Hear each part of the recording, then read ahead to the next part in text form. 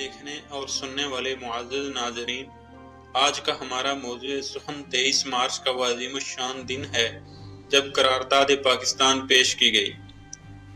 اگر اقوام عالم کا جائزہ لیا جائے تو ان میں کچھ مہینے ہوتے ہیں جو شاہراہ تاریخ میں ایک سنگ میل کی حیثیت رکھتے ہیں، اور پاکستان کی تاریخ میں مارچ کا مہینہ بھی بڑی اہمیت کا حامل ہے۔ اسی مہینے میں 23 مارچ کا وہ عظیم الشان دن بھی ہے جب انگریز سے غلامی کی نجات کے لیے قرارداد پاکستان منظور کی گئی، اور آج کی اس ویڈیو میں ہم 23 مارچ کی تاریخ اور اس دن میں ہونے والے واقعات کے بارے میں بات کریں گے۔ لیکن اس سے پہلے میرے چینل پر نئے آنے والے محب وطن ساتھیوں سے گزارش ہے کہ وہ ہمارے چینل کو سبسکرائب کریں تاکہ آنے والی ہر ویڈیو آپ کو باقاعدگی کے ساتھ ملتی رہے اور آپ کے علم میں بھی اضافے کا سبب بنتی رہے۔ 23 مارچ کی تاریخ۔ 23 مارچ کا دن پاکستان اور اس میں بسنے والے تمام لوگوں کے لیے باعث فخر ہے، کیونکہ آج ہی کے دن پہلی بار قرارداد پاکستان پیش کی گئی۔ اس قرارداد کی روشنی میں قائد اعظم محمد علی جناح نے خداداد قابلیت، سیاسی فہم و فراست، عزم و ہمت، یقین محکم اور عمل پہم سے دنیا کے نقشے میں ایک نئی مملکت کا اضافہ کیا جو بر صغیر کے مسلمانوں کے لیے بہت اہم اور فیصلہ کن۔ قومی زندگی کے بعض دن بڑے فیصلہ کن ہوتے ہیں۔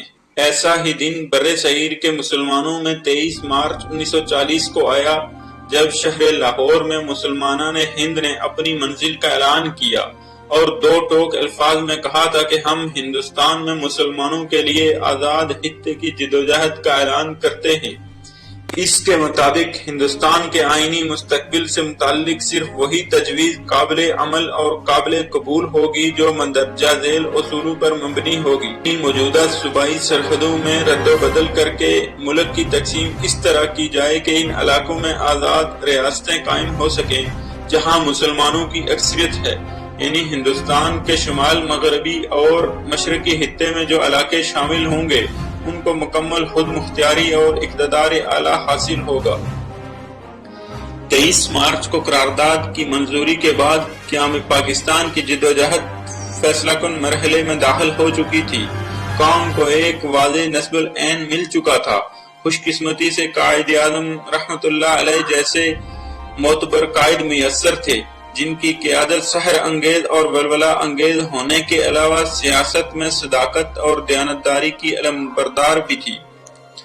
ادھر قائد اعظم حکومتی ایوانوں میں مسلمانوں کے سیاسی حقوق کے تحفظ کی جنگ لڑ رہے تھے اور قیام پاکستان کے لیے سیاسی جنگیں لڑ رہے تھے، تو دوسری طرف ہندو مسلم فسادات نے پورے ملک کو اپنی لپیٹ میں لے رکھا تھا۔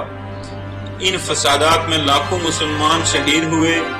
3 جون کو تقسیم ہند کا اعلان کیا گیا۔ اس طرح 14 اگست 1947 کو وہ مملکت دنیا کے نقشے پر نمودار ہوئی جو مسلمانوں کے دلوں کی آواز تھی۔ 23 مارچ کا دن ہر سال اہل پاکستان کو اس جذبے کی یاد دلاتا ہے جو قیام پاکستان کا باعث بنا۔ آئیے ہم بھی عزم کریں اپنے ملک پاکستان کے جغرافیائی اور نظریاتی سرحدوں کے تحفظ کی خاطر اپنے خون کا آخری قطرہ تک بہا دیں گے۔ اللہ پاک ہمارے پیارے ملک کا حامی و ناصر ہو اور اسے ترقی کی راہ پر گامزن کرے۔